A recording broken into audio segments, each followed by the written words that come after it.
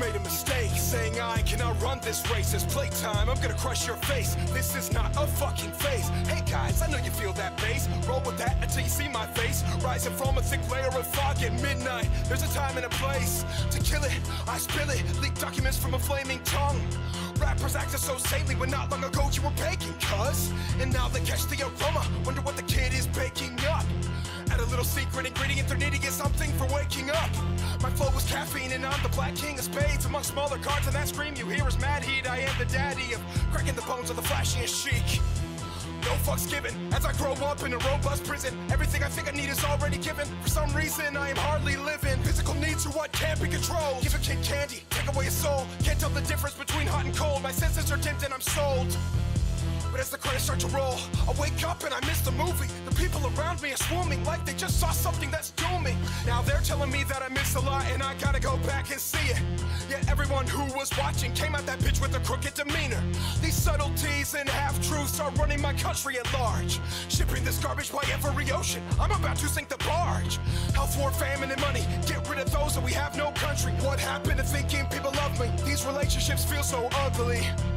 It's like we're speaking on the surface, but something sounds scripted about all the verbiage. Like everything we think came from another person and we didn't take time to think if it's worth it. To act as a service to only a few human perspectives. Now we got humanity's section by politics, culture, religion, perspective.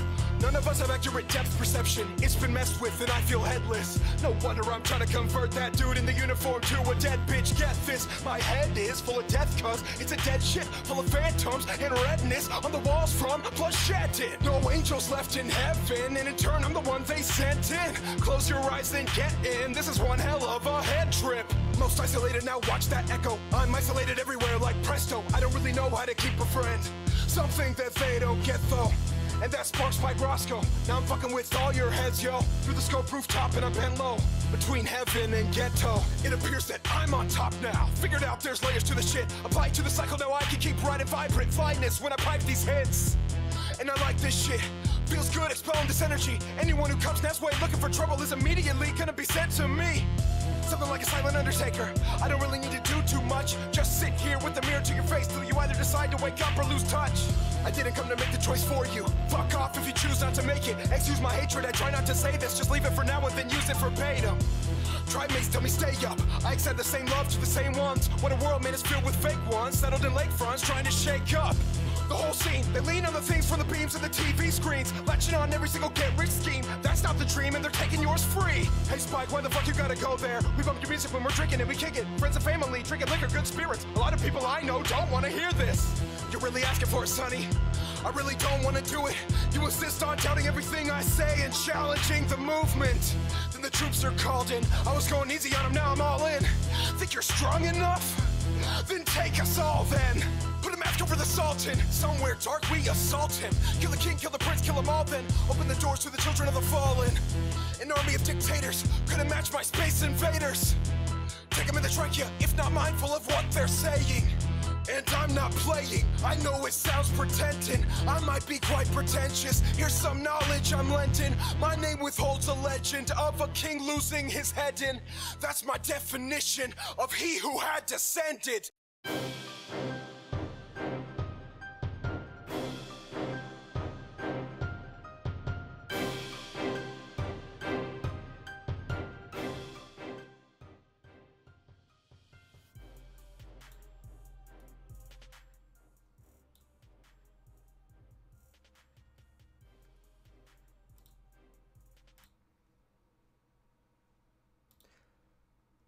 What is up, King family? How is everybody doing today? Guys, it is exciting times at the U. Who do we have in the chat? We got 20 people already watching. Awesome. If you haven't hit the thumbs up button, that really helps me out. Hit it down below. Roderick's great to see you, man. Buddy, how you doing, brother? Dante, Paint Chopper, hey. Chris Weatherspoon, man, it's great to have you. Utah Ice family, what's up? Kyle, great to have you guys. How are y'all doing today? David, yes, sir. Anton's in the house.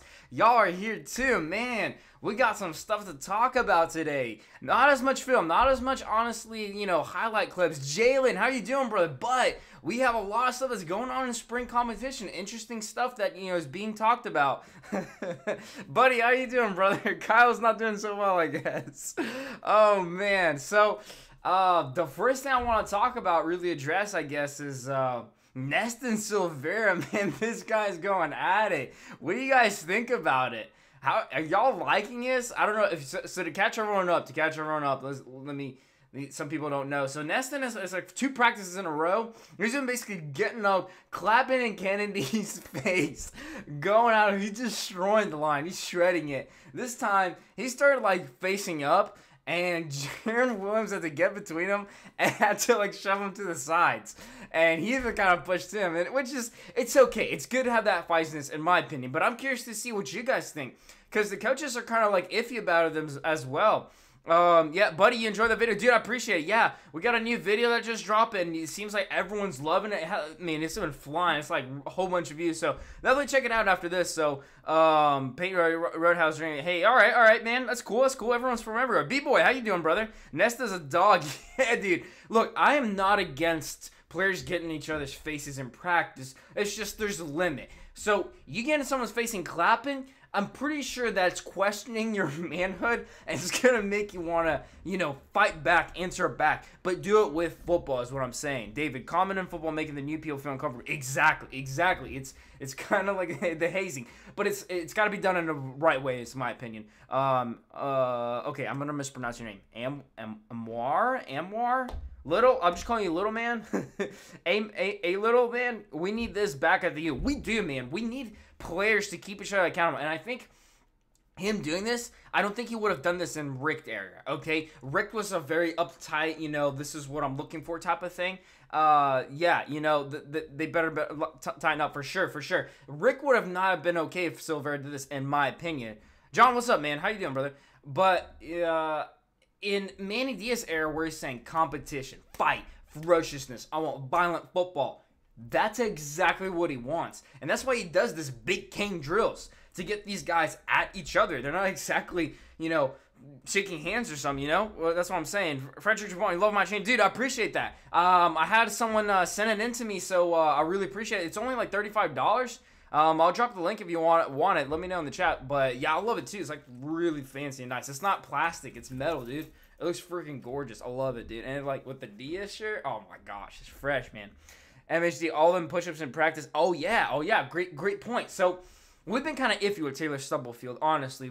He's not a big name hire. He was a good player himself, but we were kind of unsure, what's to think of him. Just so you guys know, to catch y'all up, when the wide receivers are making any sort of mistakes, he was on them making do push-ups. He was like, get down, give me 10, give me 15. Wiggins was not using 2 hands. He's like, get down. Peyton was not doing right. He got him down. I like that. He needs to be more coachable. Now, David, you're correct, and that was something the Baker said, their defensive coordinator said. He's got to be a little bit more coachable when he's doing that, which will come, okay? But I'm okay with that. The other thing was interesting and which is the kind of the topic I want this live stream to be, can Enos fix our offense? Because I'm going to be honest with y'all, it's showing some mistakes. There's been some issues, especially today.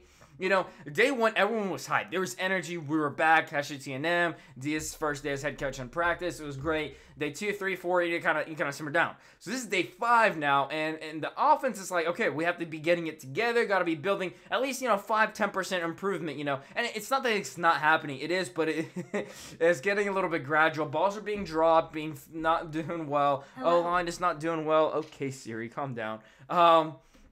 And Enos got onto Taylor Stubblefield and the wide receivers, but on his, secondary coach saying, hey, he screams out, they need to be lined up right here for my quarterbacks to be ready to have passes being thrown to them. What's going on? He has a high sense of demand. These practices are a limited time. He wants to make full use of them. He knows that the Canes have a long way to go, and I like seeing this from him. And the question that I put in the title is, can he fix our system? Is he the answer? Will he have enough to year 1 get his full system that he needs? Or is it going to take 2 years? Is it going to take 2 seasons? That's the question. You're saying because they're too basic whack offense they ran last year. Exactly. The other thing, other than just motion, we actually also saw some play action, guys. I think, now the media only gets about 15 minutes of view time with the cameras, and then like a part of practice. I'm not sure. It's like 30 minutes of practice total, so there's like 15 minutes without it. Maybe more. I'm not sure. It changes around. But hey, Slim Shady Kane's joining. What's up, man? How you doing, brother? Great to have you join us. Hey, hey Siri, can Enos get us a natty? She's thinking. Okay, playing your music. Shuffled. Oh, nope, don't want that. Don't copyright me. I don't know why she thought music. Okay. Oh, that's great, man. 786 Kings, what is up, man? How you doing, brother? Yeah, Siri's not the smartest one for football. Ain't good thing she ain't our coach. But what I'm saying, O-line will come around. Come summer, they will get much better. Glad teammates call them out, make them rise, play hard. They'll get there.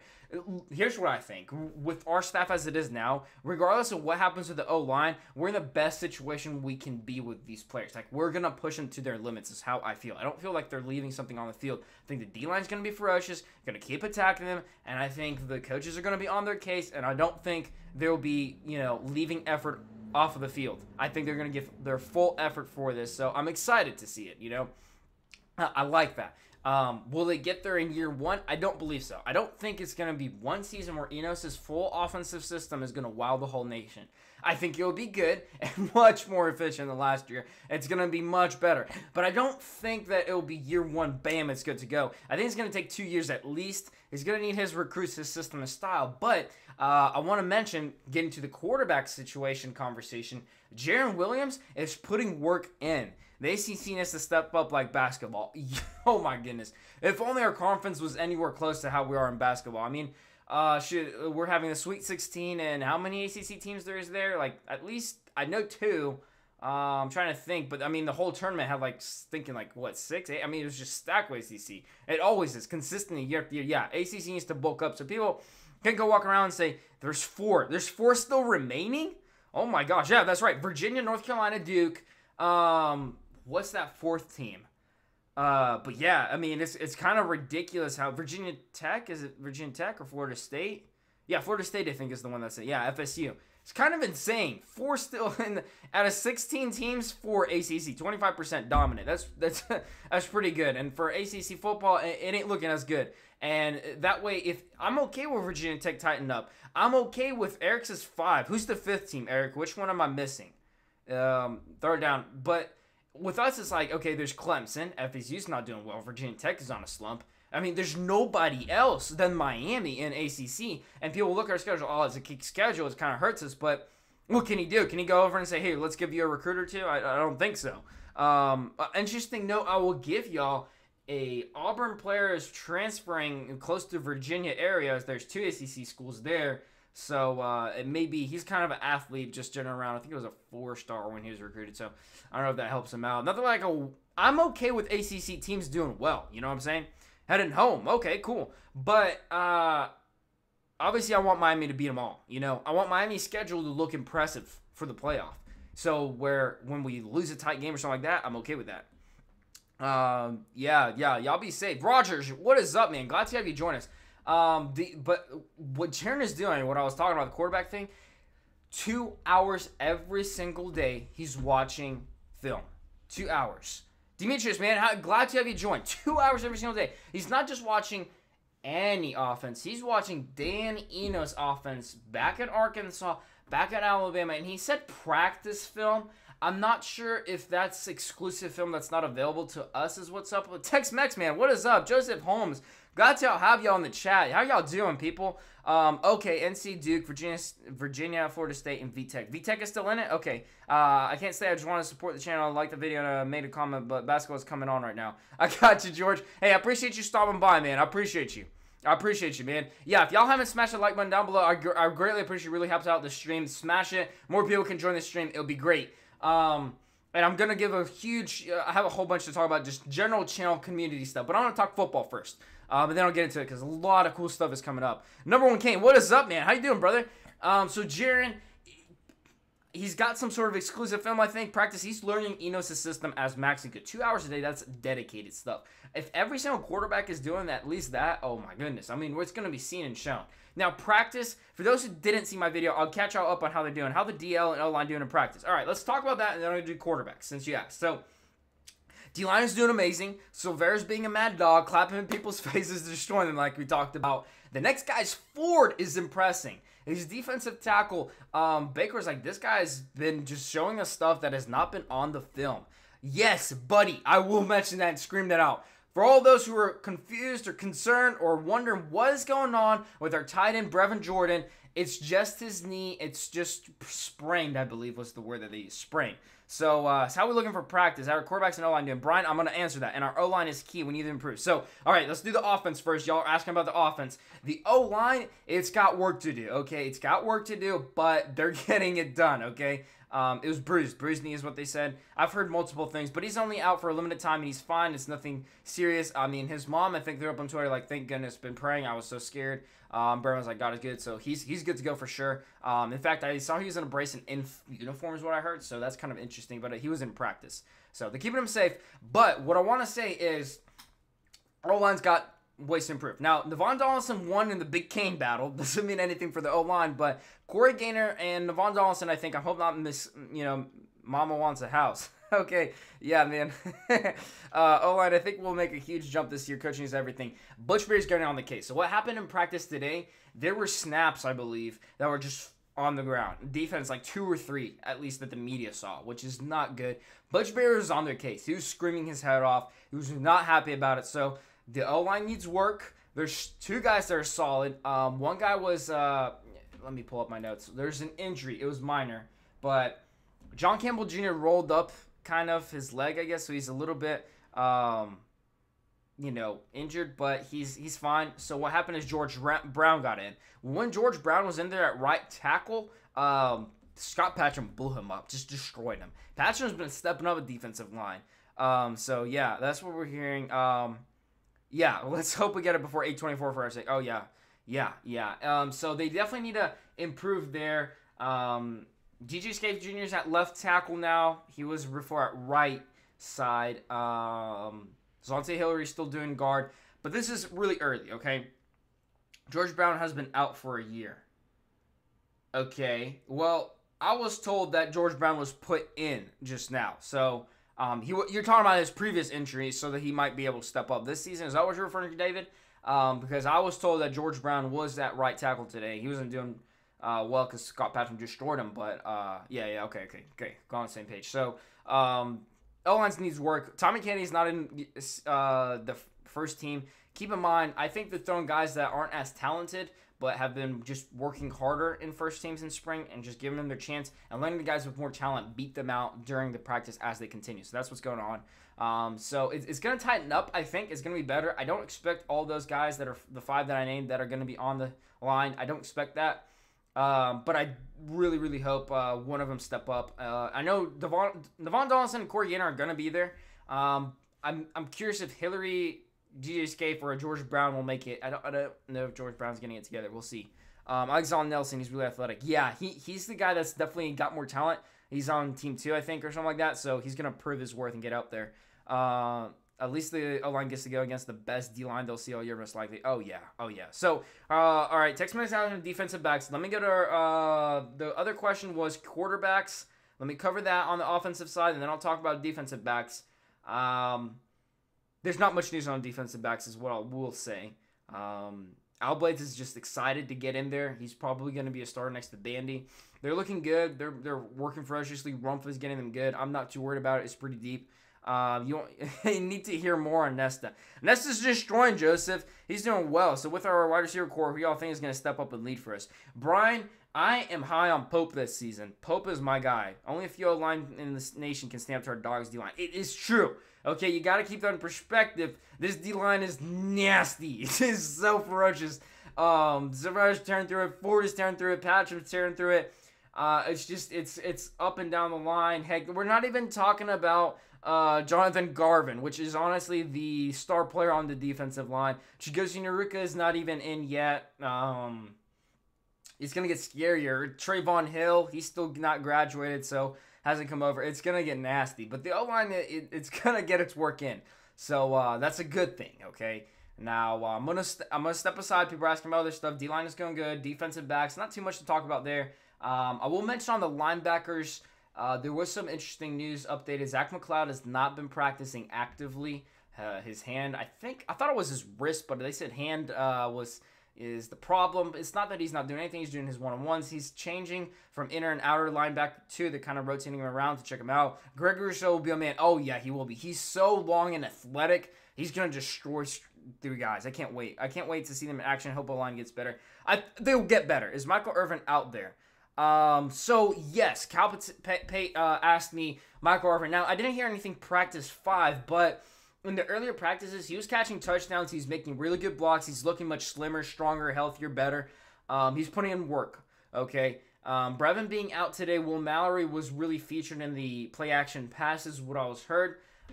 So Michael Irvin is there, though, and he's doing all right, okay? So I don't know if he'll be so much a predominant starter, but he's a really good blocker. So in our 2 tight end sets, which are being used in Enos' system, you will hear him. Now, running backs, Asa Martin got a leg injury, left leg injury. He's out for all spring, so keep that in mind. Betting you fan forever, this is signed preseason at Karen. Wow, man. Who's the third back? Running back, I guess so, Lingard, but he's injured. If that was, or defensive back. Oh, okay, you're probably talking about defensive back. Who's our best defensive player?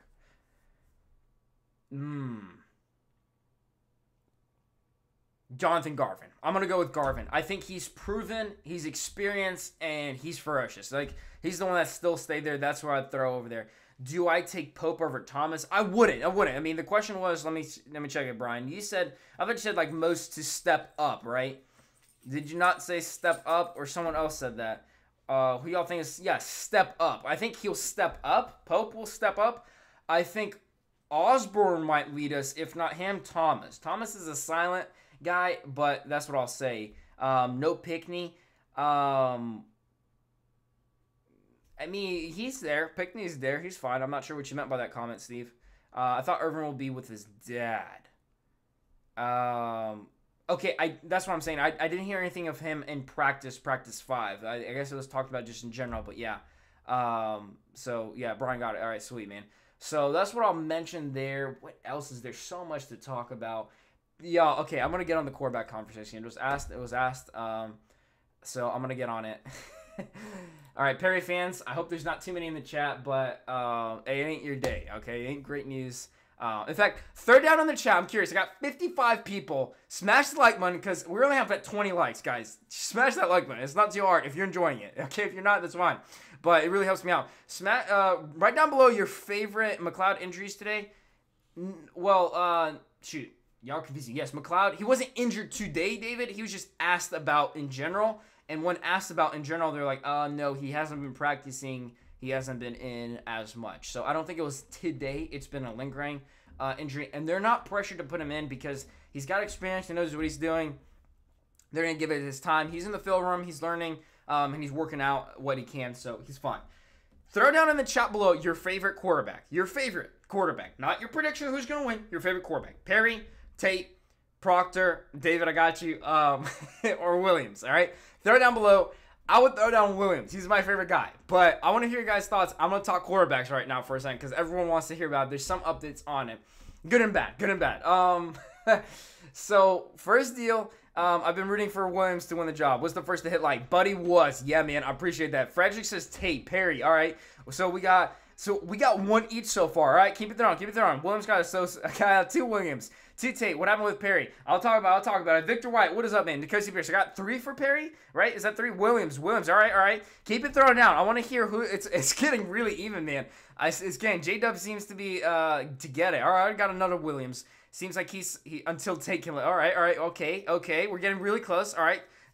Seems like Williams and Perry are in the top. I'm not seeing as many. Williams, wow. Slim as a Perry. I got you. You got your vote for Perry. Oh, my goodness. This is intense. This is very, very close. Williams, Perry, and I'm like 2 for Tate. Not a Proctor. I want the best. Williams. All right. Williams. Okay. All right.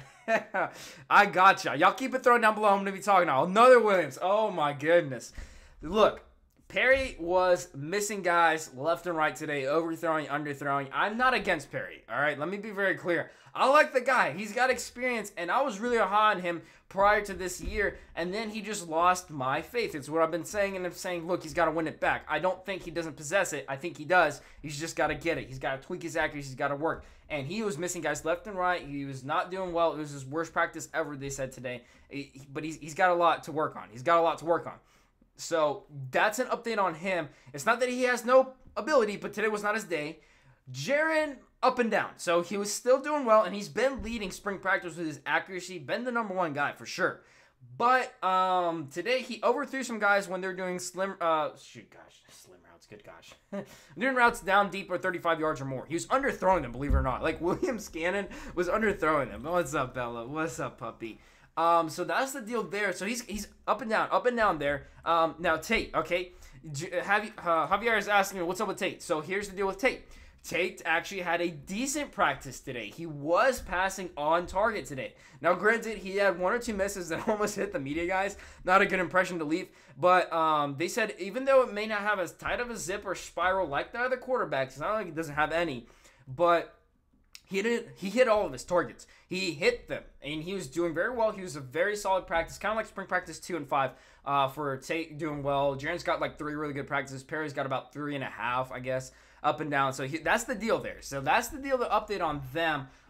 Enos said some interesting stuff in an interview talking about the quarterbacks, and he said, look, there's stuff that they asked, hey, how are they improving? Are they doing better? Do you see anything? And some guy that's like, wow. And he's like, what? Like, are you kidding? No, I'm seeing their abilities. That's it. It sounded like there's like 95% left to work on. And he talks so smart and knowledgeable. He's like, look, the first thing about inaccuracy, and they talk about his spirals on Tate and stuff, it's the leg. And Tate said he kicks out a different leg. I'm not a quarterback, so I don't know this exactly, but it's different. Different than what he's used to at OSU. He even said that specifically. Tate did later on. So he's adjusting to that. He's also saying, look, these guys need to learn different kind of how to be under center, how to call plays, how to lead the team, different intangibles, I guess you could say. Bella can feel Anton's excitement. Y'all, if only y'all saw the amount of energy this dog possesses. This is definitely the dog for me. I have a lot of energy and excitement, but she's got even more. Yeah, she can feel it. She's excited, y'all. She's a cuddler. She's just missing me a little bit. So I need a break, guys. One sec. Whew. Okay. So that's the deal. Slim Shady with a 305 donation, dude. I appreciate you, man. Thank you so much. Yeah, guys. I'm going to give some people like their quarterbacks throwing first. Tate might be a winner, though. Yeah, it's something. Thank you for bringing that up. Who's the most brashness or Miami attitude is important? Yeah, he's got the Miami attitude for sure. I will say that, and I like that. I like that about him for sure. I want to give a shout out. Since I got a donation, I'm going to give general channel talk. Shout out #1 to Greg Bush. I don't know if he's in the chat or not. He's the first guy to actually donate to my Patreon. He's the first guy. If y'all haven't checked it out, here's the page. That's what it looks like. I'll throw you guys the link down below. Please check it out. If you can throw down $1, $2, $5, whatever, it greatly helps me out. And there's some rewards that you get, for it too. There's the highest tier is like I think 50 or more or something like that. Which is limited. I have these kind of shirts and stuff for those. So I greatly appreciate it. You don't have to donate, but if you're like, hey, I can't, guarantee you this much money per month, stuff is tight, but I can throw down $1 too. Super chat function down below. If you want to do like a bigger amount, hit that link actually. It kind of gives me more of the cut, not goes off to YouTube. That's awesome. I will mention I got a very generous donation this week, which has greatly helped me out, and I bought a new monitor. It's coming in. It's greatly helpful, and it's huge. Y'all have been so supportive. I've been getting calls everywhere where people are just giving me super encouraging stuff off the chat. In fact, phone lines are open, okay? They're usually open. I forget to tell y'all that. Go ahead and call in, y'all. I want to hear your guys' thoughts, your guys' questions. Y'all been throwing some interesting discussions. I'll give you all the updates I can. There's my number. Y'all can call that. I greatly appreciate it. The other thing I want to mention, okay, big news is coming up. So, Mark Rogers TV, we're going to be doing a collab soon, so be watching out for that. He's a great guy. I love him. He's a very knowledgeable guy. I think he works for ESPN or did before at one point or other. So we'll be doing something together, collab, so be on the lookout for that. That's pretty exciting, cool stuff there. I want to give a shout out to Coop. He's been just throwing kindness and support for me, interesting analysis. He's been throwing really good stuff. If you haven't checked, he's got a really good stream that went down about the mentality of football. Y'all got to check it out for sure. Just write your number on the back wall. For real, man. Oh, look, David, I will say, though, I got plans to cover that wall up. I do. And I don't like how it is right now. I'm working on that. We got some stuff. I like custom stuff that's going to be, like, neat and nice. Like, get it done right the first time. So we're working on something there. It's slow, but I'm not too scared because August is still to come up. So we'll see. Why did the Gator grad get fired from the M&M factory? He's throwing away too many W's. All right, you got that. I got y'all a better one. All right, so hold on a second. I need to pull up, what is Florida Gator Stadium called? What is its name? I keep forgetting it. Hold on. Ben Hill Griffin Stadium. Is that it? Sweet, buddy, man. You subscribe to Mark. Yeah, they're awesome dudes, man. Whatever. We'll call it, the swamp. All right, guys, here's the question. Where do you go when there's a tornado? All right, where do you go when there's a tornado? You go to Florida Gator Stadium because there's the least chance of a touchdown there. Get it? I saw it this week and I was like, that's right. We gotta go to the swamp. There's the least chance of a touchdown there. Okay, I'm done with the corniness. I'm done. I gotta throw that up. So, man, Florida Gators are funny, guys. But hey, I'm okay with any fans in the chat, in the channel, at all, because I like hearing people's thoughts and their view on our program from the outside. If you come at me at facts, go for it, It's not like we won a national championship in the past 3 years, but I'm not gonna act like it. Don't you either, regardless of Gator fan, OSU, or whatever, but rivals are going to be rivals. I saw a great thing. They're asking this somewhere on social media, like, what is Miami's, biggest rivalry games? And someone said, every single game on the schedule. I was like, heck yeah. Buddy, you're stealing that. Heck yeah, man. I saw that. It was just great. It killed me, man. It was great. So, let's get back to football. Let's get back to football talk. I had to talk about something else. Let me check my notes. I'm looking through my notes. I'm not ignoring the chat. Let's see. Did I cover just about everything? Okay, there was one thing I really wanted to address because I keep getting it, and it just doesn't stop. So people always comment, and it's okay. Yeah, I didn't know either. But they say, why are we not outside? Boy, why is our O-line outside? We got to be working outside. Well, okay. Let me show you why we're not outside, okay? Y'all see this picture right here? That's currently the state of the field, okay? Yeah, it's got to do some work on it. So that's the deal there, okay? That is the deal there. Who's more delusional to you, Gator fans or FSU fans? Delusional Florida fans as of now. They're definitely more delusional because they're so high over this 10-win season. They're going crazy. I'm not going to say that Miami fans weren't, super high like that. I think it depends on the season, but honestly, FSU has done more to me than the Gators have, and I think they're just delusional. FSU knows what's up. Like, they got Taggart in a freaking turnover backpack. There's not much to talk about. As of right now, 5 years ago, they had stuff to talk about. I mean, they still had Jameis Winston, I believe, right? 2013-ish. They had stuff, so it wasn't too delusional. They weren't going too crazy. But Gator fans are just delusional, man. They say stuff that's crazy. Greg Bush, man, what is up, brother? Glad to have you join. Give my daughter, Stephanie Cannon, a shout-out, please. She's listening. She loves the U. I will, man. I will. Stephanie, I appreciate you. We need more daughters watching football and being fans of the U. All for that. I appreciate you. Go U, man. You rep the U, girl. Like, you let your friends know that they're missing out, Stephanie. That's awesome, Steve. Yeah, way to raise your children right, man. I got a baby brother. Big age gap, okay? A big age gap. He's 7 years old, and I'm raising him right as much as I can. Every Saturday I go over the place, and I'm like, hey, bro, we got to watch football. Now, he doesn't know all of football, but I'm teaching him. This kid is smart. He's catching on. That kid is so cute. He's a Miami fan, though, okay? He's never been to Miami, never been there. And he insists, and he's like, Anton, why aren't we Georgia Bulldogs fans? And I was like, look, kid, you can be a Georgia Bulldogs fan if you want, but here's the Georgia Bulldogs game. Here's Miami game. You watch them both and you tell me which one you want to be a fan of. We have turnover change. We are orange and green. Like, I mean, we rep the U the right. I know, man. I know. People think it's my kid, but he is awesome, man. He gives me drawings all the time with U stuff. I mean, I love it. And he talks smack with the teacher in class. Like, she'll be like, football teams or whatever, and he's like, the U, Hurricanes. And she'll be like, oh, that's not a real team or something. Some nonsense. He's like, yeah, it is. My brother's a fan of them. Like, what you talking about? Do you not know this? Those up the U? I'm like, heck yes, I love this. David, I mean, I am from Georgia. You're right. You're right. They have spike paths. You know, I told them, look, kid, if you want to be a Georgia fan, Bulldog fan, have at it, brother. Have at it. Here's the case. Here's Georgia Bulldogs. It'd make more sense, honestly, for you to be a Bulldog fan. That's up to you, kiddo. He definitely hasn't made up his mind yet, I guess you could say, but he's leaning more to the Hurricanes. They're a little bit more exciting, you know?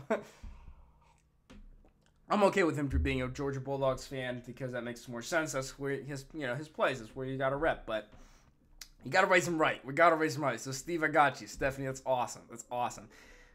All right, I got a caller coming in. Sweet. Let me pick this up. All right, what is up? This is Miami Hurricanes time. Who do I have on the phone line here? What's up, Miami Hurricanes time? This is the wholesome one, Holloway, representing the youth family. Oh, man, how good to have you here. I think it's your first time calling in, is it not? Absolutely my first time, man. I saw you were doing the call-in, and with all the, negative energy going on around K's family right now, I had to make sure I called and let it know, hey, I am definitely rooting for you. I love your content.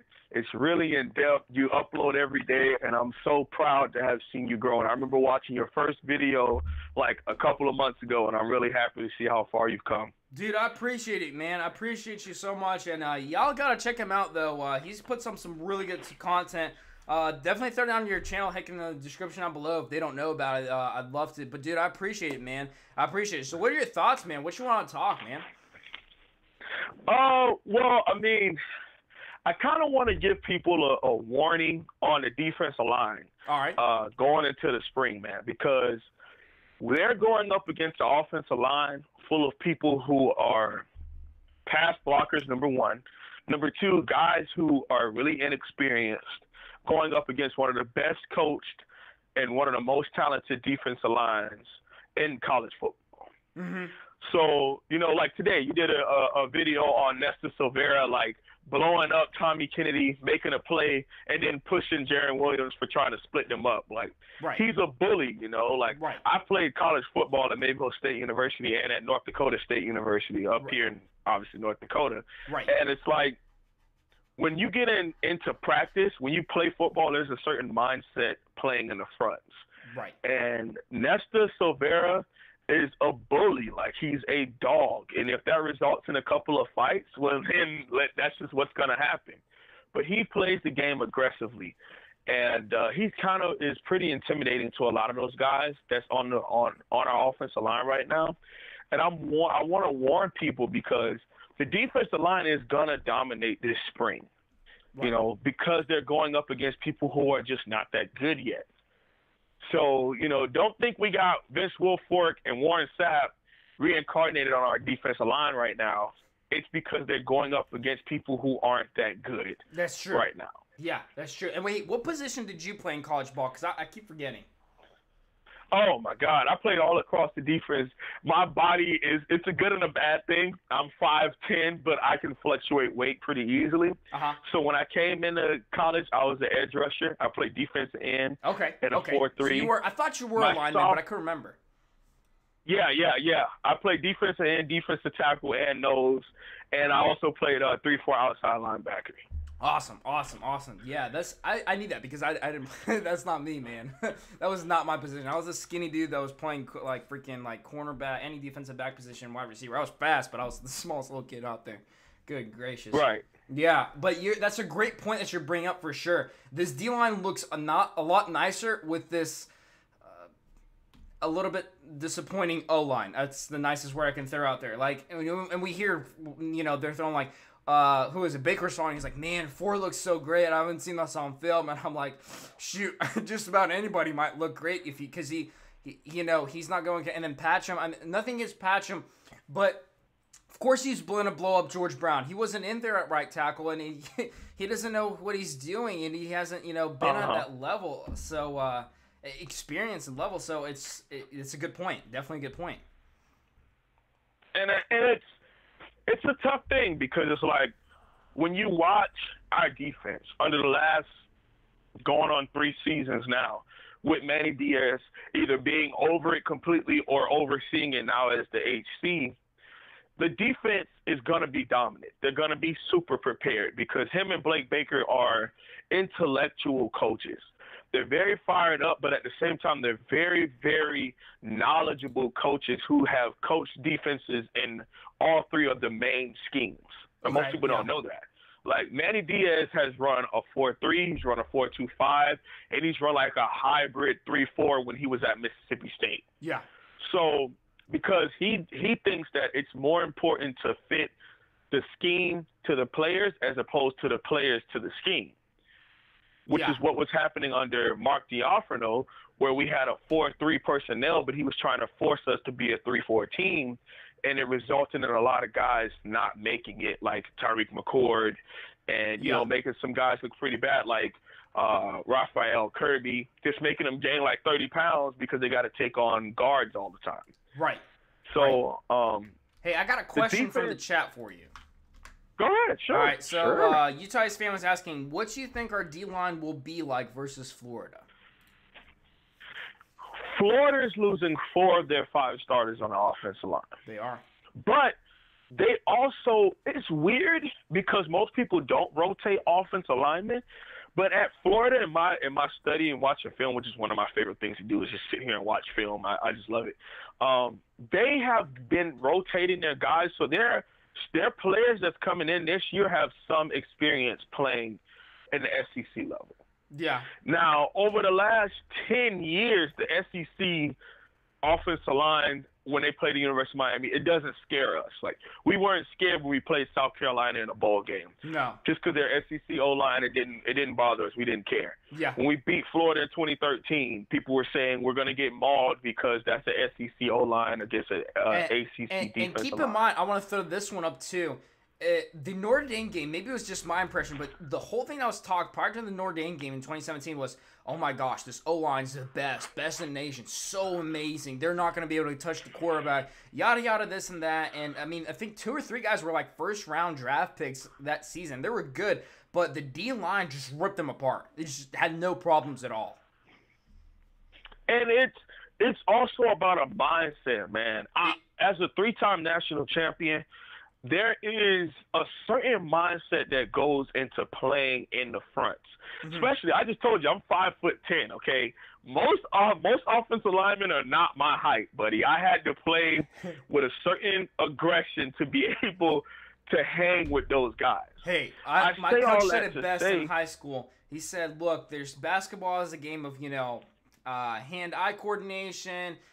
Baseball is a game of, I don't remember, whatever, all this stuff. And he's like, Football's a game of heart.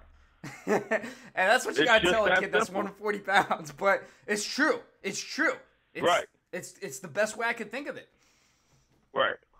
And then there's disparity because there's like when coaches, because I'm working on being a graduate assistant coach, and there's a 6'4" guy, and then there's this 5'10" kid that gets us all on my field. I would love to have him on my team, but at the same time, he's 5'10", as opposed to the 6'3" guy who gives little effort, but he has the height, he has the strength, he has the speed, and we have to just coach it, and then this guy could be a first rounder.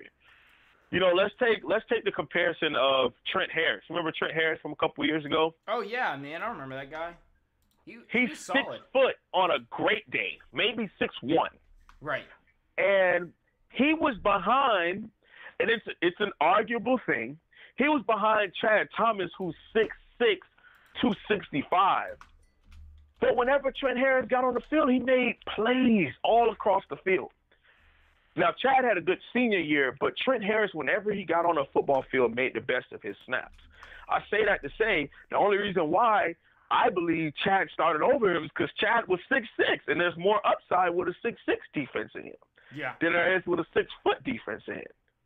Yeah, definitely. And chat, I'm not trying to ignore y'all. Y'all keep throwing in comments. I'll talk about it, but Holson is giving us some great thoughts here that I can't because I'm not a D lineman experienced. Y'all throwing up, we'll be doing a collab with Mark Rogers. I do know about NMD. He hasn't reached out to me. We got Coop. Yeah, me and Coop, we got some stuff. Is he gonna pop like Tatiana? Yeah, that's great, Dennis. It would be beautiful for you to get on with Mark Rogers, man. Mark has done great for our for all of us YouTubers. Yeah. You know, I get on there maybe once a week, maybe once every 2 weeks. Yeah. He gives us all a couple chances to get on there and showcase our talent. Yeah. And I think with your knowledge and the way that you can keep a good conversation, I think you would do great on Mark Rogers TV. Yeah, I'm excited for that. So we'll work something out. Definitely would be great for the whole community. It'd be awesome. And I want to shout out that y'all community has been so positive, so great. I mean, there's always negative comments that are thrown in, but like the positive comments have been overwhelming, guys. I see them every time y'all throw them up. It just there's days when it's like it's a grind, man. You know, it's a grind. It is difficult to put it out. Life gets busy, but y'all just keep investing. I appreciate y'all. I appreciate y'all so much. Slim Shady, actually, someone with Zell. We'll talk, man. We'll talk. We got to. Absolutely. But to answer the question about our defensive line versus Florida offensive line, first of all, if Nestor Silvera starts, I want you all to. He's gonna have a Gerald Willis game versus LSU. Oh my goodness. Okay, you heard it here. I'm telling you that 6 months in advance because that man, Florida was his second team. And I don't know if a lot of people know this, but the reason why Nestor Silvera didn't sign in the early signing day is because he flat out said, if I would have signed then, I would have picked Florida. Yeah. Because we had just came off of that Wisconsin loss. You know, the program wasn't sitting right. Florida was on a projectile. He said, I would have signed with Florida. I needed that extra 2 or 3 months to be convinced that this was the place to come. So thank God he decided to come, you know, and sign in February. But he has a very aggressive mindset as a football player, but he really does not like Florida. The way they treated him towards the end when he decided not to sign in the early national signing day, they started to, you know, they didn't go as far as to pull his scholarship, but a lot of the players, he was going at it with them on Twitter. They were very disrespectful, you know, to him and commenting under his stuff. So he's going to play really pissed off. Yeah. So that's why I think that he'll end up getting that starting role and expect a 3 TFL 2-sack game from Nasty Nestor. Oh yeah, and the thing that I loved about him, what he did was he got that Chucky doll, which is like the Gators are like, oh, we're so great, we got this Chucky doll, and Nestor goes, make the crib great, Chucky doll. I love it. He's like, freak y'all can do this too. Make the crib, and he, maybe I'm wrong. Correct me if I'm wrong, Holson. He's the guy that I remember first coming out saying, make the crib great again. I haven't heard that in so long, and then he made it, at least. That was him. It was him, right? That was him. It was him. Yeah, He's made it prevalent, at least, if he wasn't the first original guy to come up with it. And I love that. And it's been used consistently. What's up, puppy? Absolutely. Hey, I think my dog needs to go out. I'll be right back, y'all. Give me a sec. I apologize. All right, puppy. All right.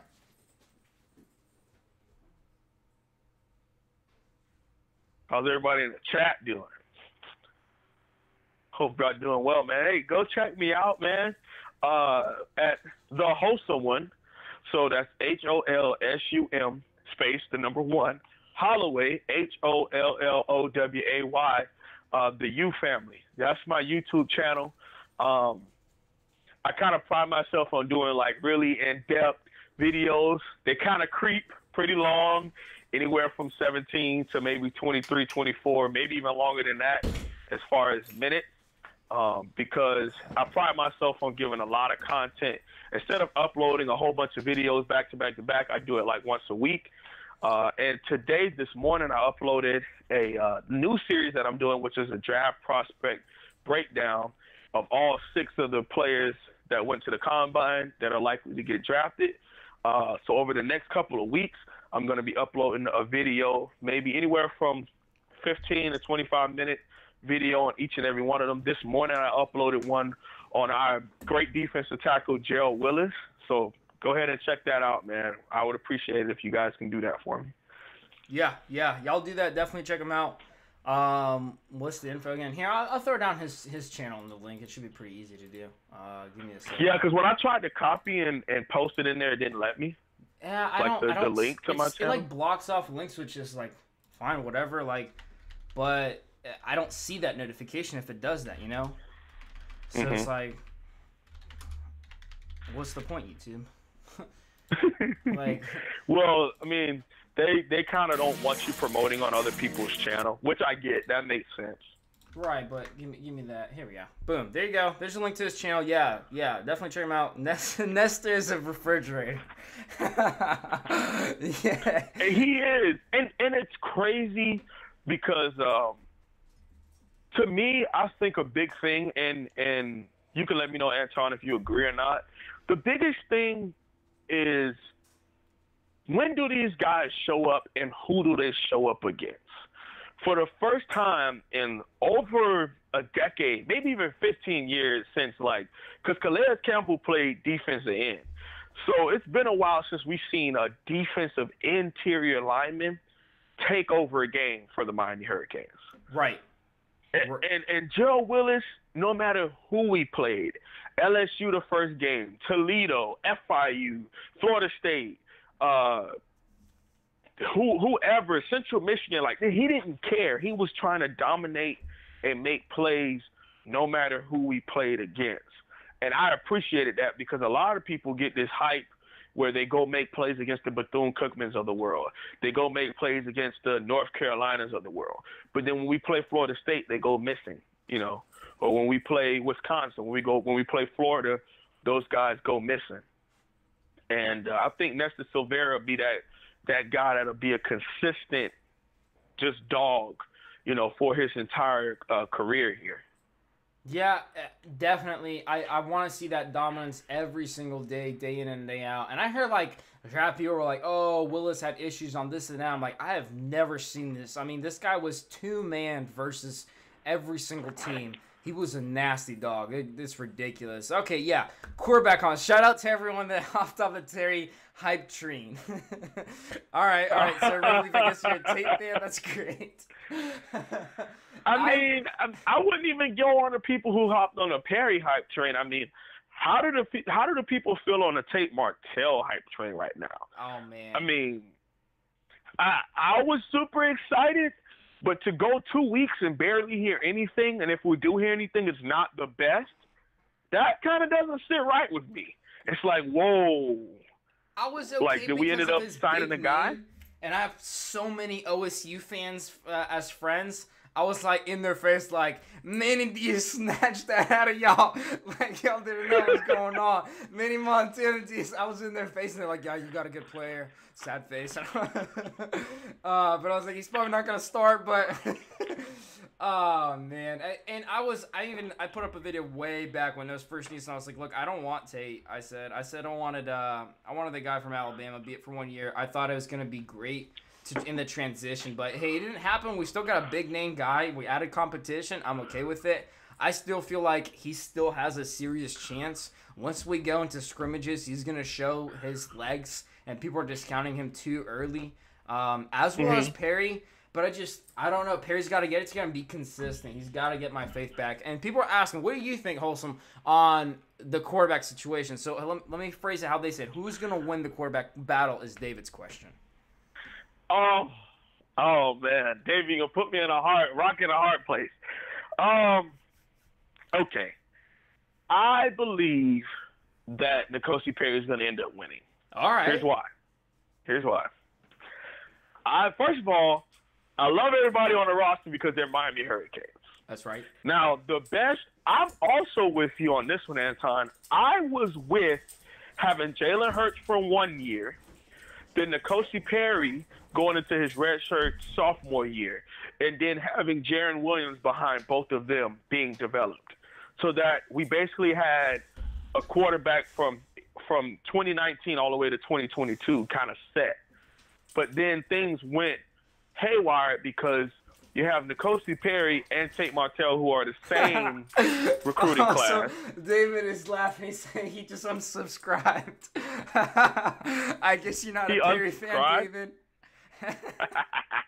Well, hey, he's not a Proctor fan either, David. I'm sorry. Vincent's saying, hey, man, he gets a lot of hate, and first of all, we're not gonna go, there and say it has anything to do with race. Maybe it does to some people, but we're not gonna bring that into the conversation. I think a lot of people just dislike him because hey, the video that came out, the inconsistencies towards the end of the season last year.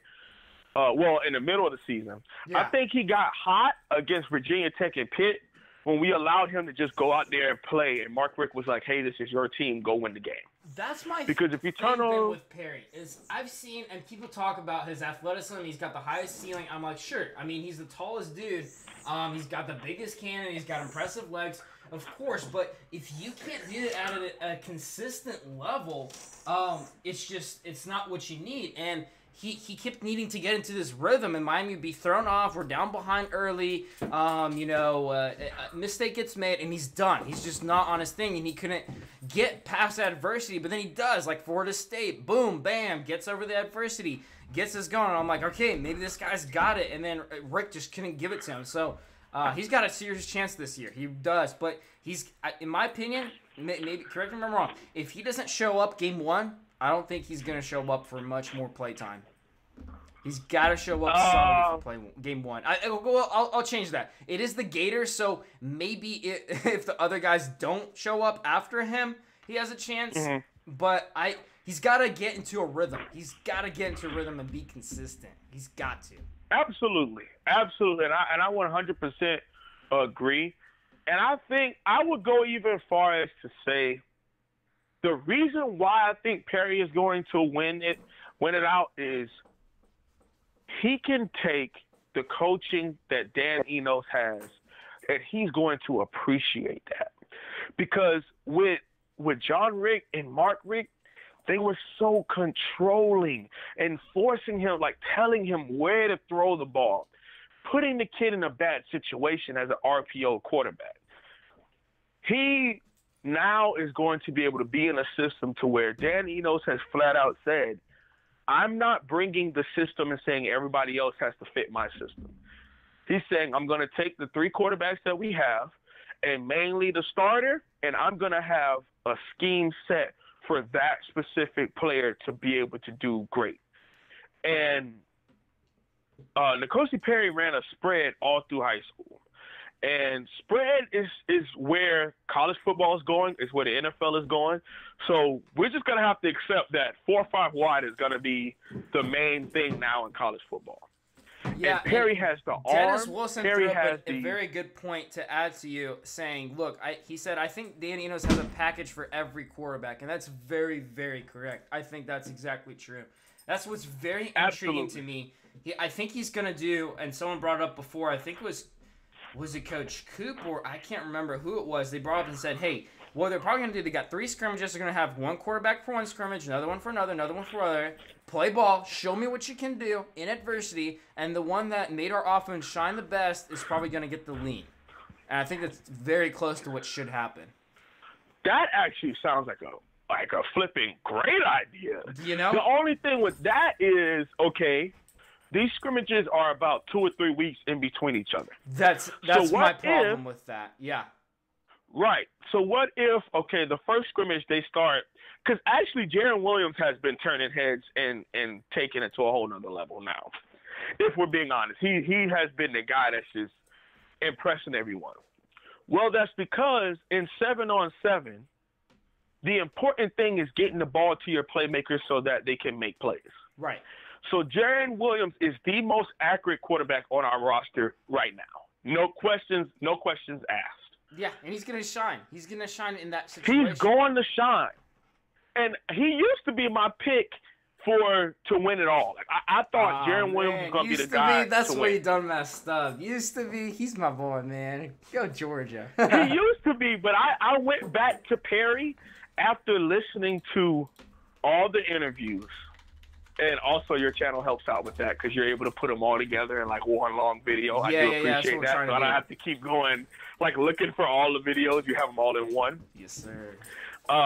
Perry, because the way the guys, like, they gravitate to him. Like, I don't know if people notice when they talk about all the other quarterbacks, when they bring up Perry, it's like a different, like, little wink and smile with a couple players. Okay. Now, with Brevin Jordan, of course, Tate Martell is the one he gets all jaggedy about. Oh, yeah. Of course, I mean, they won 48 games together. But the arm strength, a guy that has a great arm, if you are able to teach them accuracy, sky is the limit. Right. And accuracy is one of those things that you can teach a quarterback. You can't teach a quarterback how to throw 75 yards on a knee. That is whether you have it or you don't. Right. But with N'Kosi Perry, that's something you don't have to teach him. He already has the arm. Turn to Florida State game-winning bomb to Brevin Jordan if you question his arm strength. But all you have to teach him now is you need some touch on your balls. When you're throwing slants across the middle, when you're throwing posts across the middle, put some air under it. Throw to an area. Don't throw to where the receiver is. And you can coach and you can teach that to someone. So that's why I think with his upside, with his actual college football experience, all we have to do is teach him accuracy and put him in a spread offense. Right. Because you turn to Pitt, you turn to VT. When we ran a spread because we had no tight end, he was dominating the game throwing the ball deep. Yeah. He was. He didn't do too well today, and nobody really did, and the 35 yards plus, which is kind of interesting to me. But, yeah, he's got the cannon. He's got the arm, his maturity and leadership. That's why he won't win the job, as Rev says. I don't know. I don't think he'd teach touch, man. That's natural. It's possible, man. I don't think that, like, there's going to be a day where Tate Martell wakes up and bam, out of nowhere, his arm is, just a cannon or something like that. But I do think his footwork will improve, and that will make a different effect on his accuracy. But at the same day, it's get the job done. Throw it to your playmaker, like you said, The other thing that I think about is, the leadership standpoint. I was going to say, by the way, I was looking at someone asked about the scrimmages. When is the first one? So the first one is April 6th. The second one is April 13th. And then the last one is the 20th. There's only a 2-week difference between the first one and the last one. So it's not a huge disadvantage. So it's only a not week. as bad. Okay, yeah, that's not so. okay. I mean, it'll be a difference by week 1 to week 3, but week 1 to week 2, that's definitely a very interesting scheme if they do that. Give it over to one quarterback, give us your best shot, and it might be what they do. Right, and also when people are scrolling up and down Twitter, has anybody noticed that all the highlights of the offense that we see is against third string walk-ons? Oh my goodness. Yeah. Like no one's paying. No one brings that up in videos. No one's saying anything. Like I think there was a ball that they put to Mike Harley where he bombed a guy who wears number 46 at corner. Okay, I've never seen this guy before. Yeah. It's It's true, but hey, they're not. The media viewing is limited. I'm sure they're getting reps with the not so 46 unnamed guys. But you're right. I mean, that's where you're gonna have highlight film for sure. And then you'll hear, Osborne destroying DJ Ivy, and it's like, well, what did you think was gonna happen? Well, and that's the part that when I have my conversations with Alonzo 1219, when I call in the Coop Show, when I call in the Mark Rogers TV, a lot of the comments is, "Hey, host someone, what's going on with you guys' defensive backcourt? Like, are you excited? Are you nervous?" Well, the last time Manny Diaz had to change out 3 of the last starters was when we got Michael Jackson, Jaquan Johnson, and Shedrick Ware-Wine. And last time I checked, Jaquan Johnson was second team All-ACC in 2017 as a first-year starter. Michael Jackson was first team All-ACC as a first-year starter. And Shedrick Ware-Wine was honorable mention as a first-year starter. So I trust Manny Diaz when it comes to young, inexperienced DBs. I'm with you, man. And number 1 passing defense in the nation. I'm not saying that will be number 1, but I don't expect us to fall out of the top 5.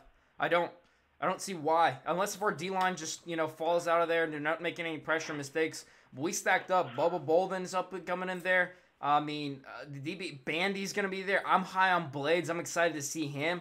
And I've had a previous streamer too, and we discussed and went deep into the scholarship matrix, and I'm like, oh my gosh, we have so much talent. We can rotate these DBs and not lose the athleticism at all. Do they need experience and game time? Sure, but I'm not too worried about it. I really am not. I'm not. I'm not for sure. And Manny was doing a lot of rotating in 2017, And I hate to bash guys, but let's be honest. I don't want to see Robert Nose on the football field. I'm sorry. I'm sorry, but I'm not sorry. I don't know. Well, was that injury related though a couple of times? Yeah, but he also is one of those. He's a weight room condition practice warrior. Yeah. So that's why he ended up starting the first day of camp, because in mat drills he was killing it. Yeah. Well, mat drills can correlate to on-game success, but whether you can play football is what correlates to on-game success. This guy's only other big-time offer coming out of high school was FIU FAU. But because we were so depleted at defensive back, we needed to take a guy. Yeah. So we took him. Yeah, you're right. You're right. Fresh, I'm going to address this. You said we need another wide receiver that's good. We need 8 wide receiver deep. I mean, oh my gosh. Osborne, Jeff Thomas, Harley, Pope, Wiggins. That's 5 right there. I can get Peyton is good, 4-star solid guy. 6. Jeremiah Peyton. You got Njoku's baby brother. Yeah, and then Njoku, I think he's going to be great. Fine. Now, he's going to be in a certain package with his height. Shoot, who else am I missing? It's so stacked. I mean, Kadra's like, okay, goodbye, like Butterfingers, whatever. Nothing against them. I was so happy when he transferred. It was unfortunate with the Ezra one. I kind of liked him, but we got room for the guys that are coming up next. You know, I'm not wide receiver. Right. We can make an argument that we're the best wide receiver group anywhere. We could make that argument with Osborne being absolutely. And now, and see, that's another thing, going back to the quarterback, and then we could take another question. But just to put these two things together, quarterback and wide receiver. So we got to see what Jeff Thomas could do with a guy who has a mediocre arm like Malik Rozier. Yeah. But what about now if N'Kosi Perry can win? With a guy who could throw 60 yards, no question, how many bombs do you think Jeff Thomas will be able to catch now? Oh, my goodness. And catch in stride. That's the thing that people aren't getting is he needs to be able to catch in stride. Because plenty of times he had to stop for the ball, catch it, and then try to recelerate. His ESPN highlight reel was him making Rozier stand throws look good. I mean, I left me wondering. And I think it was prior to the 17th season, Cam Underwood talked about it, said, look, we got to improve. This is Rozier Perry. I don't care who it is. We had about 50%. If we improve 50%, oh my gosh, there's this hidden yardage. And I was like, oh my goodness. And he does the math. And I'm like, if we went from 50 to 60%, our offense was like so lethal, so ridiculous. And he's like, that's all that's got to be done. The accuracy at the quarterback position is going to make our whole wide receiver group just absolutely bombastic. I mean, it's just going to be so good. And that's what I'm looking for. I'm looking for completion rate. That's why I'm high on Williams. That is my guy. I'm like, if the O-line can keep it up, Williams is going to get these guys in space and make our offense the most lethal. Now, if our O-line is not going to step up, look for Perry or Tate. And there it'll be, I don't know. I guess it'll be who's most consistent. Who can get, Perry does have that thing where the team knows him. It's not his first year. But Tate's got this, short commander tatted up Miami swagger that might get a job, and people like it too. So we'll see. We'll see where he can take it. And I'm not a hater by any means of Tate Martell. Because I look at it like, all right, we got rid of the guy who knew he wasn't going to win this in Cade Weldon. He knew he wasn't Miami caliber. He knew he wasn't going to win. He's just going to go somewhere else. I would be happy with either 3 of these quarterbacks because I know we finally have a quarterbacks coach, we finally have an offensive coordinator, and we finally have a head coach who's not going to accept mediocrity. Mm-hmm. So if you win this job, you truly earn the opportunity to be the offensive coordinator to be the quarterback at the U. And that's a prestigious opportunity that I don't think we have been living up to. Yeah, definitely. So if he's able to win it, then I know it'll be a different type of scheme. It'll be something I know we'll have to look out for a different type of offense based on each quarterback. So I have a question for you, Anton. Go for it, man. Who would, if you had to do a player comparison, whether it be NFL or college football, and I'll give you my three. If we had to go quarterback by quarterback and compare each one to someone, who would yours be and why?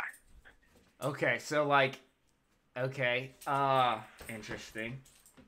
Let me check. Right, so for Williams, let me check because I know this boy well is the one that I watch most film on. Let me check on his height. Okay, well he's higher.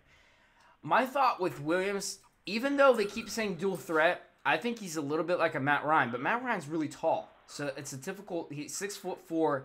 Williams is about, what is he, 6'1", 2 sometimes? Maybe he's like 6 foot 6'1" on a good day. They push him, yeah. He's 6'2" really build 6'. height, of course, but he's like 6'1". They say 6'2" online, but that's not. Yeah, he's 6'1". That means he's 6'1", 6'1 and a half. I look at him more of a pocket passer. Let me think of who else would be a really good example. Man, they've been shuffling quarterbacks around. The guy. You want me to give you mine? Huh? Who'd you throw for mine Williams? for Jaron Williams? Yeah. Dak Prescott. Really? Prescott's a bit of a bigger guy, though. Prescott was like thick, but Prescott's 6'1". Yeah. But he's 6'1", 225. The reason why I say that, he can be mobile if need be. Like, he can get out of the pocket and make plays. But Prescott is deadly accurate. He lets the running back make their plays. He'll take a check down. He'll throw the ball away. He might not never win the Cowboys a championship, but his job is to not lose the game. So he will go out there, and he's so accurate with how he throws the ball. Yeah. So that's why I look at, like, hey, Jaron Williams will be that type of guy. Like, maybe we won't win a natty, but he's not going to go out there. He'll throw less than 5 interceptions every year as a starter if we started Jaron Williams. Because he's not going to go, all right, I'm going to hold on to this ball so I can throw a deep ball. He'll take a check down to Brevin Jordan and let him go 40 yards as opposed to hold the ball and wait for Jeff Thomas to become open to throw a 60. He'll take a check down or a slant and then let his players play in open space. That's pretty fair right now. I would say it's very close. It's tough because, man, NFL guys, I mean, they're so much bigger and thicker. But you're right. That's a very close, similar one. The other one, so for Perry, I'm thinking, all right, it's got to be kind of a dual threat kind of guy, but still a passer. I don't Cam Newton, but I don't know if he's a Cam Newton. Yeah, he's so big. It's kind of hard to say that. Yeah. It can't. But I'm trying to think. Most QBs that are successful, they're bigger. They're not dual threat as much, even though it's getting prevalent. How tall is that guy from Louisville? I've been liking him. I've been high on him. Shoot, what is his name? He's at Baltimore Malik now. Jackson? Huh? Jackson? Yeah, okay, he's not Jackson level. Lamar. But he's got similar traits. Jackson is a little bit shorter, though, is he not? Jackson is 6'3", so, a little bit shorter. My comparison, and I know this isn't going to go over well with us Hurricane fans, but I would compare him to his mentor in Winston.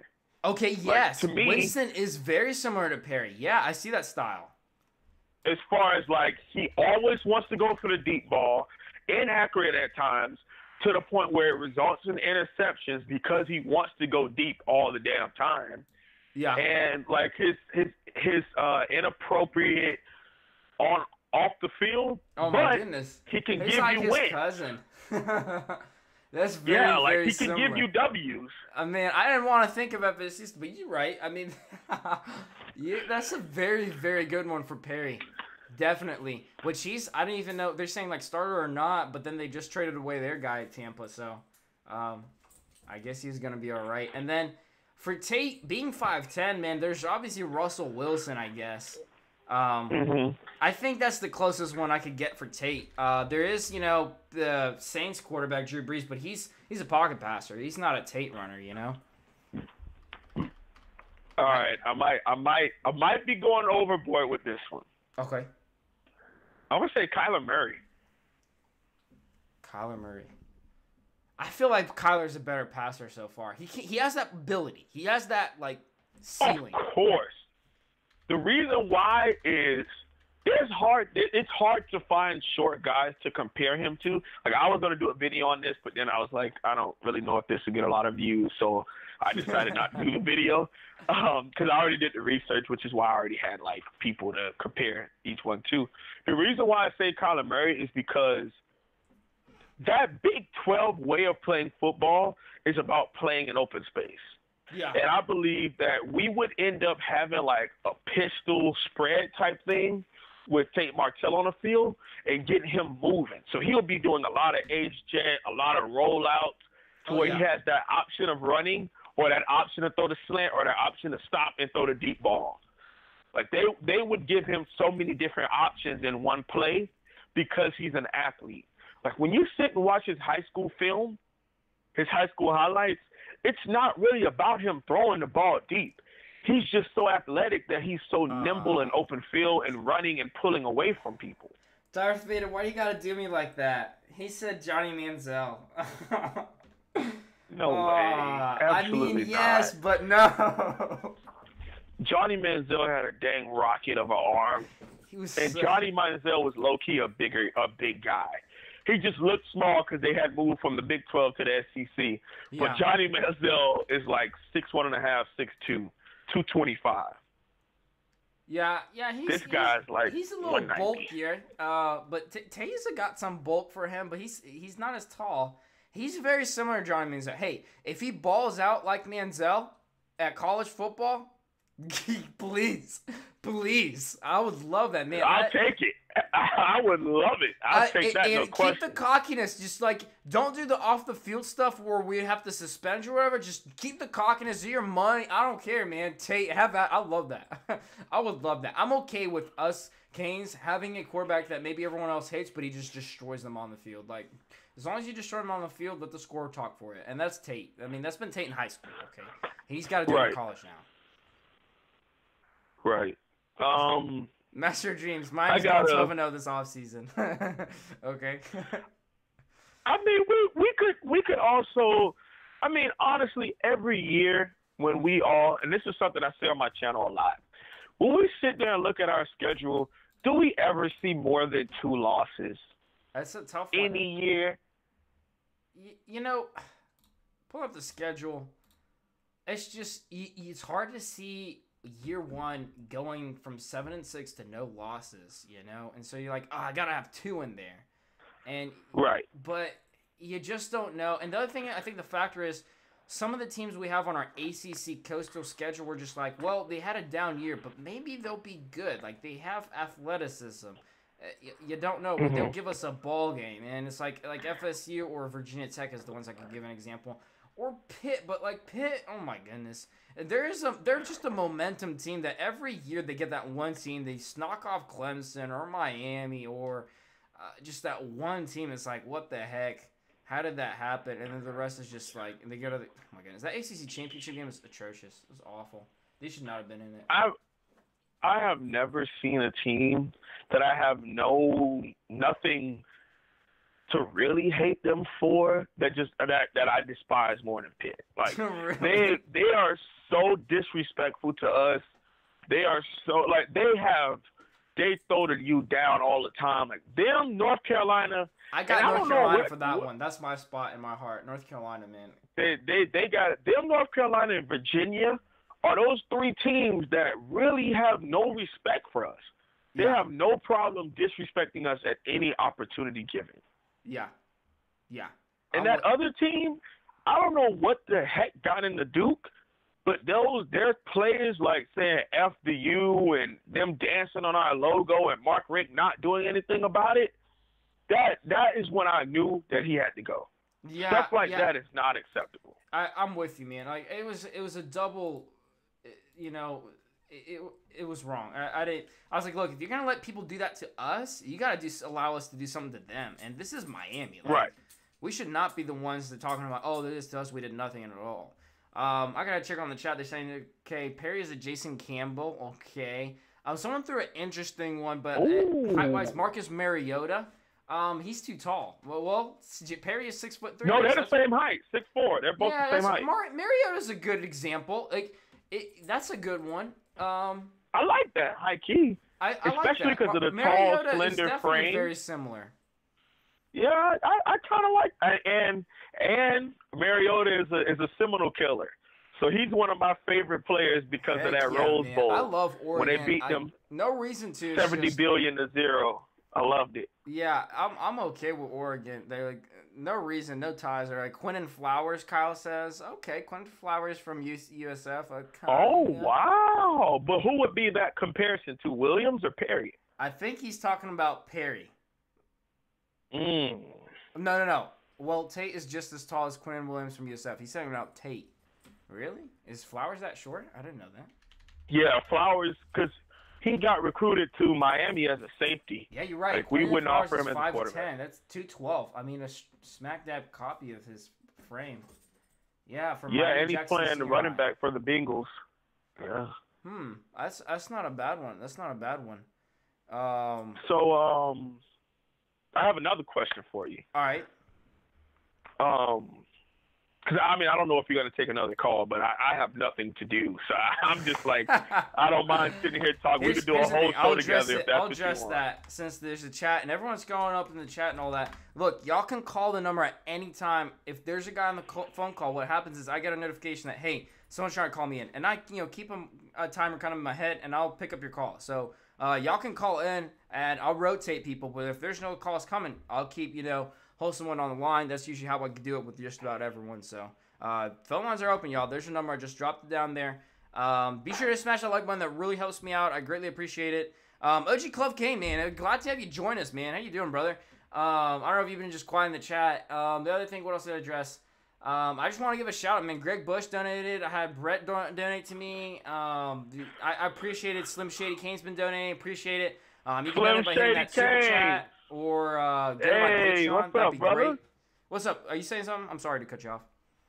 No, you're fine. I was saying what's up to Slim Shady Canes. He's from the 1219 family over there with Alonzo 1219. Yeah, man. So I just wanted to tell him what's up, man. Calling us sorry makes you look dumb, Master Dream says. You guys sorry? Look, y'all are just irrational, man. I won't say. Hey, Jalen Williams says hello. What's good, man? I guess that's one of your regulars. Yeah. What's up, boss? Perry and Teddy Bridgewater. Oh, man, Teddy Bridgewater. Oh, all right. Now, if you're telling me that I get Teddy Bridgewater out of Perry, how could I not take that? Oh, my goodness. Especially college Teddy Bridgewater. Oh, he man. beat Florida. Let's be honest. He beat Florida. Yeah, definitely. It's true. Darth Vader with a $5 donation. Dude, I appreciate that, man. Love the 1219 family. We're separate, but we're all a family. You're right, man. You're right.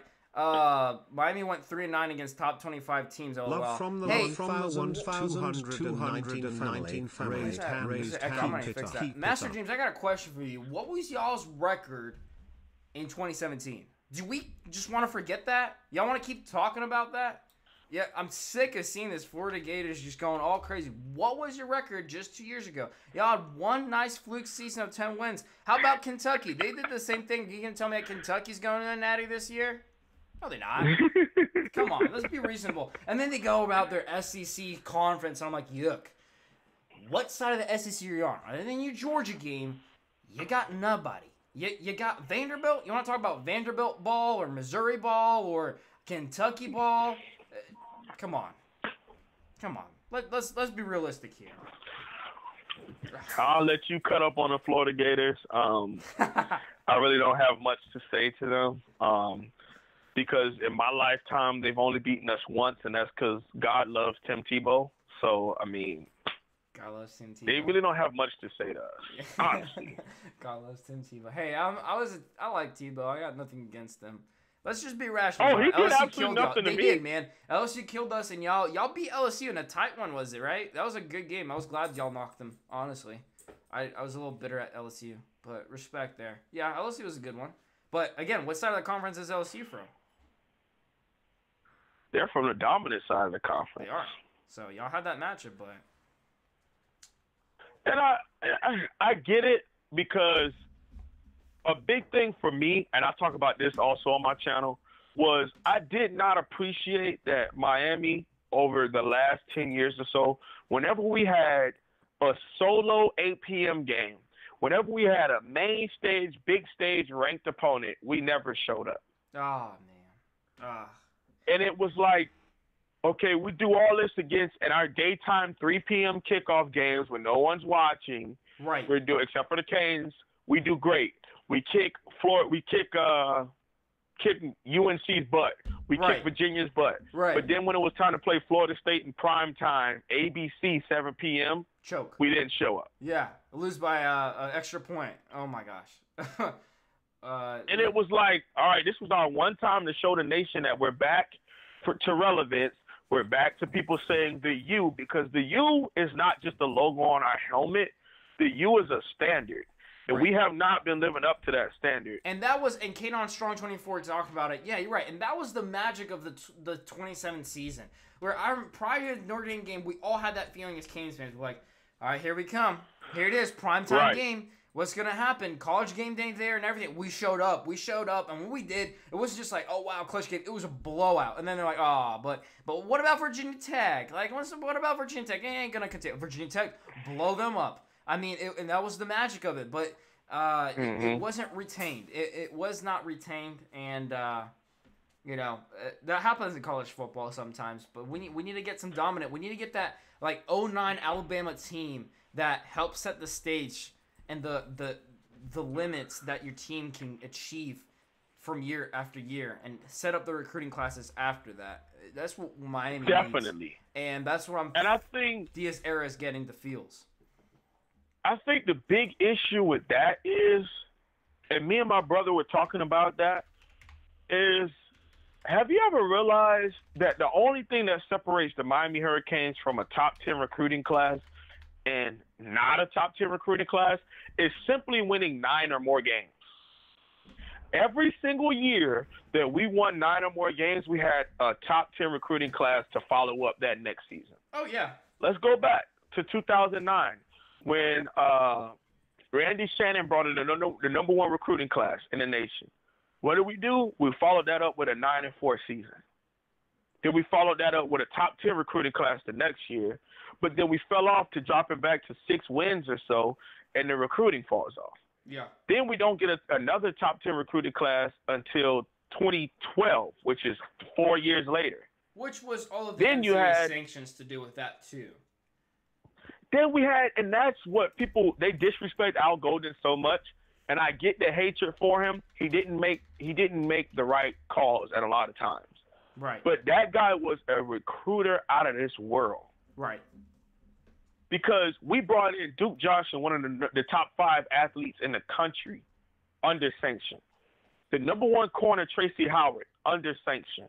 Guys like Tyreek McCord, Al-Qadim Muhammad, Denzel Perriman, Deion Bush. Man, I wish that guy came up. Man, I was so hyped on him. Could you imagine him in a 4-3? Oh, my God. Oh, my God. Oh, my gosh. And a guy who I always talk about is Tyreek McCord, number 17. Yeah, I'll be honest with you, I never had that name circled until you brought it up. Really? I knew he was, high up there, but it wasn't on the field as big to me. I don't know. I just never stood out. D'Onofrio limited him. Right, because he made him play 3-4 outside linebacker. If we could have got a guy like that to be able to say, hey, put your hand in the dirt, and every single play I want you to go up the field. Either get the quarterback or get the running back on every single play. Master Dreams, and Missouri and Kentucky are good teams. If you want to tell me that Missouri and Kentucky are good teams, I can tell you Virginia and Duke are good teams. Missouri and Kentucky are good teams. Missouri and Kentucky. Football? Missouri and Kentucky. We do have FSU, yeah. I mean, that's the thing. But Georgia's solid, but Georgia never shows up in big games either. Never. They always choke. And honestly, I had an interesting talk because I got plenty of coworkers and friends that are Georgia fans. And someone mentioned, you think Kirby's on the hot seat if he doesn't win the SEC this year? I'm like, I don't know. Absolutely. He's a great recruiter, But it comes to game time decisions, not pre-game. Like, he game plans well. But after halftime, if it's not going well, the other team steps up and Georgia doesn't. And I don't know. I don't know if Georgia will, like, fire him away or something like that. But he made some big changes, picking up our previous OC. They need to get something going there. James Coley. Yep. Which I like Coley, man. He was a good recruiter and a good coordinator. Not the best coordinator, but a good recruiter. He had his plays that he relied on too much. That dang wide receiver screen, tunnel screen to Stacy Coley. I got tired of seeing that every third down. But he was the reason why Brad Kaya was in the Heisman contention. I mean, that spread offense was so hard to stop because we had so many great receivers that you couldn't cover all of us. And I got a caller in. Hey, I'll pick up this phone line. I appreciate you calling in, man. Of course, man. I appreciate that, man. Have a great one, man. And thank you very much for having me on. I will, man. Peace out. What is up? Who do I have on the phone line here? It's Joey Cash in the building. Hey, man. How you doing, brother? Pretty good, man. What's going on? Oh, I just talked to some Canes. What you want to talk about? What you want to focus? Or got questions or something you want to tell the chat? Floor is yours. First of all, shout out to the Canes, all the Canes out there. Hope we get this win August 24th. Yes, sir. Yes, sir. We're ready to eat some gator meat. Bell, you ready for that gator meat? oh man, I got some sauce to go with it. Yes, sir. I got my plates and everything ready. Yeah. Hey, I do got a question though, man. Well, as far as the offense, compared to the offense of past running, pro styles and not running motions and everybody's, at a standstill. How you think the offense will fare this year with Coach Enos running the system? Here's what I think is a realistic expectation. I think it's going to look nice 80% of the time. And the 20% it's not going to look nice is because it's the first year and it's a new system. The guys are learning and there needs to be a timeout call. There's something like they're not all on the same page and then something goes whack. I think that's going to, because it's a very complicated system. But he's going to use, motions all over the place, play action passes, 2 tight end sets. It's going to be way better, night and day from last year. Even better than 17, I really hope. I think it'll be not as flimsy as 17, but I can't say it's going to be absolutely perfect, dominant Oklahoma, Alabama level, honestly, or Clemson. I think there's going to be that 20% where just not there. The O-line, just not quite there. New system, new QB, new experience, new season, and, I think that's a fair, realistic expectation. What do you think, brother? I mean, I think, like you said, we can't, turn into Rome into a day, first of all. Right. It's going to take work. But with the weapons that we have, with the Mike Harley, the Jeff Thomases, the Paytons, and the Popes, I think, what different with the team last year was that we could never give them the ball in space. Right. I think if we give them the ball in space and let them show their athletic ability, I think we'll be just fine. I mean, if you notice, we had Mike Harley and Jeff Thomas going for deep bombs instead of like giving them little 3-yard digs and let them move in space. You know what I mean? And then had like Cager going for the short, for those 3-yard hitches. I mean, he caught bombs and stuff too, but, I think, we should just get him, even put him in the Wildcat. Do something, you know what I mean? Right. And I think I just don't believe that, I think it's unrealistic. I'm not saying it's impossible. I think it's unrealistic to say today, March 28th, that, man, we have a proven quarterback that's going to make the perfect pass at the right times, and we're going to be explosive on offense, 100% humming like crazy. I can't say that today, but it could be proven wrong, and I hope it does. And I think Miami talent, if the ball is thrown in the right place, Jeff Thomas in stride, KJ Osborne in stride, offensive line making holes for Harris, the tight ends in Brevin and Mallory. Oh my goodness, you could just be the top in the nation easy, but the ball placement's got to be at the right place, right time, and it hinges on our O-line and QB. So it's a big step, but like you said, can't build Rome in one day. You can't. But I like what we have on the roster. I do.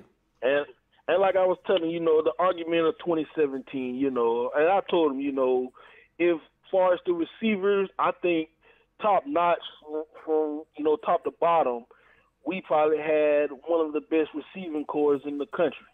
Now, far as them getting the ball and all stuff like that, and O-line, some stuff like that, and that kind of faltered a little bit. But this year I know we're not going to be like as big and as physical as we're going to be kind of small and scrappy. With the Osborns and Popes and everything, being small. And I like to say I love our tight ends. I love Jordan, Mallory. I love them.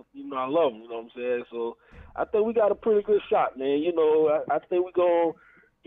Everybody think this game's gonna be a blowout or something, man. But I think we're gonna shock the country, man. I think it's gonna be a close game. It's gonna be it's game one. Not everyone is gonna be perfect. Both sides are gonna make mistakes, and it's gonna be the question of who capitalizes on that momentum versus who wins it. But I don't think it'll be a blowout unless if these mistakes are being just only one-sided in the first half. Which I can't say that. There's nothing I can do to say that. There's no reason for me to say that. Both really athletic schools, really solid teams, and it's going to be interesting to see Diaz, game one head coach, how he's going to fire up his team, how he's going to change halftime adjustments, and versus Dan Mullen, his prior guy. I'm very curious to see it because people forgot about that. Dan Mullen and him were together, Mississippi State. Exactly. Man. It's interesting to see. Exactly. Yeah, I remember him being under him, so I know he has something up his sleeve, knowing how to get over on Mr. Mullen. He knows Mullen very, very well, and I think he's got an edge where people are saying, "Oh, your offense is not set." Well, you don't know what our offense is going to look like. You can't prepare for it, and that's going to be tough. It's going to be tough. A good defense, good D line, but solid secondary. But if you don't know what's going on, we might be able to pop a play or two in broken coverage by emotion or some confusion going on, and I'm excited to see that. And another thing, is just like Florida's gonna have the majority of their offensive line being brand new. Right. Oh yeah. The defenses on both sides are gonna feast this game, in my opinion. And the question mark, I've said it before, and I really think my argument is with the momentum. Whatever your defense scores the most is the team that wins. Like, if you get a pick six or a fumble, or get it anywhere close in a red zone or score, that team's going to win. And I think those defenses is a question mark. Who's going to come up that day and create more havoc than the other team? It's not going to be an offense's game. I mean, you would hope for some of it, but I think it's going to be defenses and their capitalization on turnovers. It's going to be huge. I mean, you see this turnover chain going up, and the Canes are going to go crazy. Oh, my goodness. The whole team gets that energy. Oh, man. Yeah. It's going to be a Notre Dame game part two, man. It is. But it's got to happen. Yeah, it's got to. Florida's got to make that mistake. Yeah, man. That turnover change makes wonders, man. I think we'll be pretty set, man. We'll see what happens, but I think we're going to surprise a lot of people this year, man. Hey, I'll throw you this question because I've been getting interesting feedback. But who's your favorite quarterback that's going to win out? You believe? Right now, from the reports and everything, I mean, I like Williams. I like Darren right now, but far as his game experience, that's kind of gonna key into it. I mean, for him to come into a big stage against Florida. Now, if it was maybe against Bethune-Cookman or something like that, I see him going. But right now, if I had to pick one right now, it will have to say Martell or Perry. You know, I just say that because they got the game experience. I follow that. I follow. That's pretty decent. That's pretty good. Jerome says Tate Martell is going to eat that weak secondary alive and losses of 4 offensive line. We'll see, man. We'll see. Do I think Bubba starts week 1? Definitely. Definitely. I'll be shocked if he doesn't, and disappointed, to be honest. I'm so high on Bubba. He's the top transfer we got this year. Top transfer. Bubba is going to start. I expect that for sure. Florida quarterback developed a little last year, Franks, but made for Miami defense. Bruce Lee says. I don't know, man. Oh man. Yeah, I don't know. I think we have I ain't gonna say a field day, but I think we'll be a stat game if it's Felipe back there, man. I mean, I don't really know about like Emory Jones or nothing like that, man. But you know, I don't see him starting game 1 or the game of this magnitude. You don't think who's starting game 1? Bolden? No. Oh, Emory Jones on quarterback? Yeah, for Florida. I'll follow you. Yeah, I think they go with the experience. I'm with you there, but I want Franks to start because I think he gives us Miami Hurricanes a huge opportunity. He's proven he can be inconsistent, and I expect him to be cold and make some mistakes early, give us an interception, and that would be huge for us. I would love to see him start for the Gators. I have no respect for him. I'm sorry, guys. Emory Jones? Oh, gosh. If Emory Jones starts, though, I'm going to be a little scared. I'm going to be honest. I'm going to be a little worried.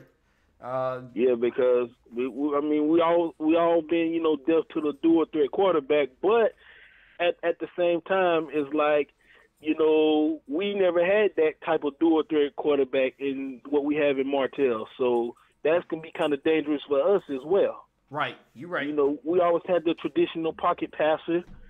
And now we got one that can probably use his feet, you know what I mean? So now, you know, that's scary too. And another key like stat is that, you know, right now Florida does not know what to prepare for. Right. So yeah. I mean, like going off of game film from Arkansas or Alabama, you know, I mean you can do that, but you know, the personnel is totally different. So right now, with the advantage, they have no idea what to prepare for. Definitely, man. Hey, I appreciate you calling in and giving in your thoughts, man. You have a great evening, dude. All right, well, you do the same, man. Go Canes. Go Canes. All right. All right, guys. I'm going to be wrapping up. You've been streaming for a good while. Great thoughts, y'all. Great, interesting discussions. I appreciate y'all. Thank y'all for those who donated. Darth Vader and Slim Shady, I appreciate y'all.